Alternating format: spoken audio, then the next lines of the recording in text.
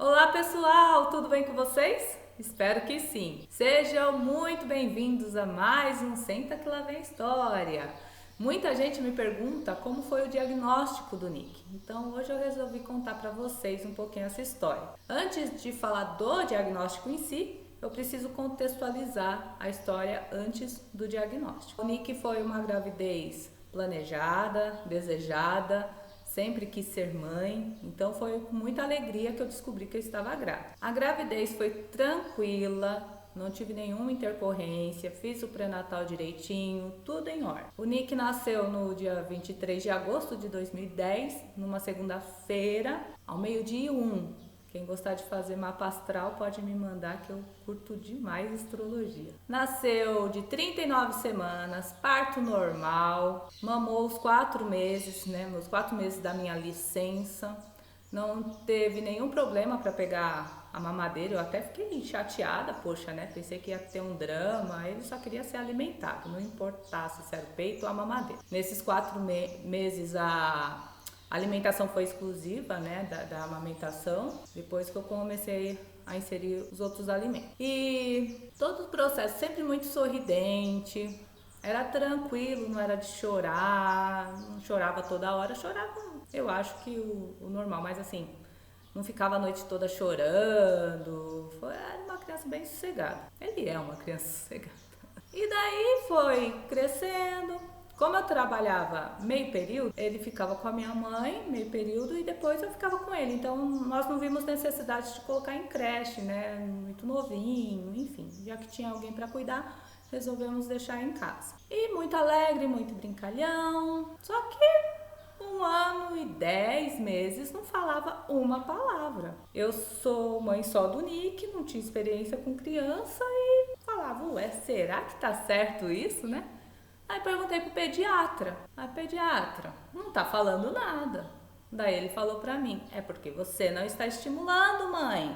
Quando ele quiser água, você só dá água quando ele falar água. Deu, o Nick ia estar com sede até hoje. Mesmo não conhecendo nada, né, só pra um adendo aqui, eu não era da área da educação, eu era telefonista, não tinha nenhum conhecimento, assim, de desenvolvimento, enfim. Mas o jeito que ele falou, eu falei, eu acho que deve ter alguma coisa errada, né? Vamos uma segunda opinião? Procurei uma fono. Isso ele já tinha 1 ano e 11. Ela falou, vamos fazer o seguinte, vamos fazer uns testes auditivos, né? Para descartar alguma coisa, alguma questão auditiva. Vamos, bora lá.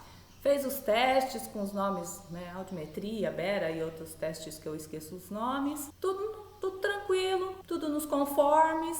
Daí ela falou, vou te encaminhar para uma neuropediatra. Vamos lá na neuropediatra, expliquei toda a história, levei os exames da fono. E daí a neuro fez umas perguntas, foi muito engraçado, porque assim, ela perguntava exatamente tudo que o Nick fazia. Ele enfileira os brinquedos? Eu, sim! Ele fica rodando? Sim! Ele pisa muito forte ou na ponta dos pés? Sim! Deu vontade de falar, ué, você tá vendo, tem câmera escondida na minha casa, tudo que o Nick faz. Não, ela falou assim, ó, nós vamos investigar o autismo. Você não se assusta quando eu falar autismo, nós vamos investigar isso. Tá bom, não vou me assustar, eu nem sabia o que era autismo, pra vocês terem uma ideia, eu não tinha ideia do que era autismo. Eu falei, tá bom. Ela falou, vamos pedir uns exames para descartar outras coisas, vai fazer uns exames, e vamos, né, fazendo esse processo. Ela falou assim pra mim, não procura no Google o que é autismo, né, já que você não sabe, não procura no Google. Falei, tá bom. Qual a primeira coisa que eu fiz? Lógico, procurei no Google o que é autismo. E chorei, porque veio casos muito graves, né. Eu falava, o Nick não é assim, mas vai ficar chorando. Daí quando eu voltei, né, com ela, toda triste, assim, você procurou no Google, né? Daí ela me explicou, né, algumas questões para ficar tranquila, enfim, me acalmou bastante e fomos lá, cada vez fazendo exame, mostrar para ela toda essa conversa, digamos assim, de diagnóstico, demorou um pouquinho mais de 1 ano. Por quê? Eu não conseguia marcar as coisas assim de imediato. Uma coisa entre a outra era mais 20 dias, 1 mês, né, um exame, outro. Apesar de, na época, eu ter convênio, mas era convênio de pobre, né, gente? É quase um SUS.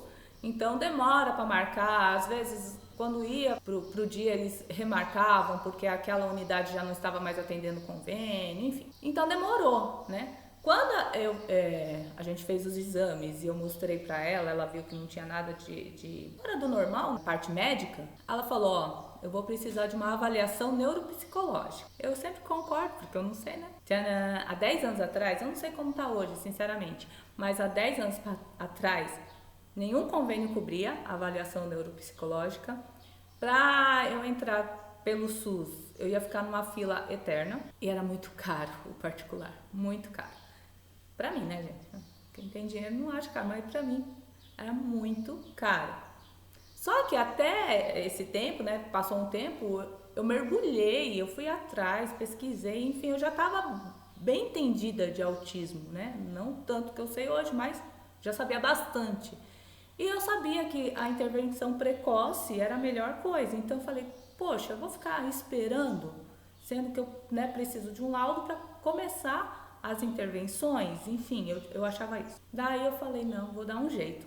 Achei, converso com um, converso com outro, tal, consegui um amigo, um abençoado, que me emprestou dinheiro e falou, no 13º, nas suas festas você me paga. Coitado, mal sabia que nem no 13º eu ia conseguir pagar. Mas paguei, tá, gente? Fizemos a avaliação neuropsicológica. Nisso, já era 99% que o Nick era autista, né? Tudo. Só queria ter certeza para não dar um laudo errado. Fizemos a avaliação com uma psicóloga, especialista. Tá. No dia de eu pegar o resultado, a avaliação, a psicóloga falou, eu mando a avaliação para neuro, né? Daí ela já te entrega a avaliação e o laudo. Daí eu fui buscar, né? O dia marcado eu fui buscar, dia 29 de setembro de 2013. Eu fui buscar lá na neuro. Ela falou, não precisa trazer o Nick, né? Só. Quando ela me deu o laudo, gente, eu não sei explicar. Eu comecei a chorar. Eu já sabia, né? Era mais de um ano de investigação. Eu sabia que ele era autista. Mas quando você recebe Ai, desculpa. Mas quando você recebe um papel, F84 na época, né? Tipo, atestando aquilo, sei lá, eu acho que eu tinha 1% de esperança de não ser nada. A gente não quer que eles tenham nenhuma unha encravada, né? Então, eu chorei. Mas naquele dia eu chorei demais. E daí a neuro, nossa, muito boazinha, né, me consolou, me confortou. Eu falei, não, tô bem, só vou chorar hoje, só desabafar hoje. E eu chorando o caminho todo, peguei o ônibus cheio, todo mundo me olhando, por que eu tava chorando, perguntando se eu tava bem. Eu falei, não, hoje não tô, mas vou ficar. E eu falava, eu tenho que chorar tudo agora, porque eu não posso mostrar pra minha mãe, né? Ai, gente, às vezes eu tô tão inocente. Cheguei em casa com o olho parecendo um sapo-boi. Ela, oxe, o que foi? Daí eu chorei de novo. Ela me confortou, falou, calma, né? Mas ela falou umas coisas assim que eu não esqueço e eu falo pra todo mundo que conversa comigo. Ela falou assim, chora tudo tem pra chorar hoje, porque amanhã você tem que correr atrás dos tratamentos dele. E dito e feito. Chorei. No outro dia eu tava lá, ligando para convênio, ligando para tudo que era lugar, né? Para ver o que eu podia fazer para ajudá-lo, né? Na vida. A neuro, nessas investigações, né? Durante a investigação, ela falou, ele vai para creche? Eu falei, não. Né? Minha mãe cuida dele e depois eu cuido. Só trabalho meio período. Eu aconselharia colocar uma creche para ir treinando essa coisa do desenvolvimento, né, a socialização, enfim. E eu coloquei e realmente ajudou bastante o Nick, né, já nesse processo. Foi assim que eu consegui o diagnóstico e um conselho que eu dou, né, para quem tá na dúvida, quem como eu não coloca na creche tão cedo. Lógico que isso, gente, é muito particular de cada um, né, tem gente que precisa colocar cedo, tem outros que acredita que não, mas a parte da socialização é boa. E talvez se o Nick tivesse na creche antes, né, a professora ia bater o olho e já ia saber que tinha alguma coisa diferente nele.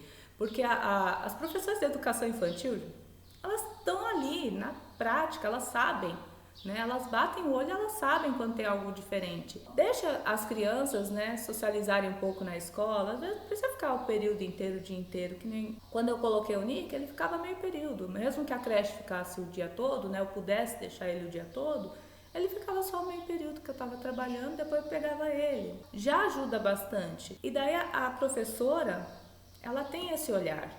Então, quando vocês receberem alguma dica, né? Às vezes o professor fica, daí eu entro como professora também, eu fico meio sem jeito de falar, mas falem, né? O professor fala e família escuta. Não adianta você, eu vou mudar de escola porque essa escola está implicando com o meu filho.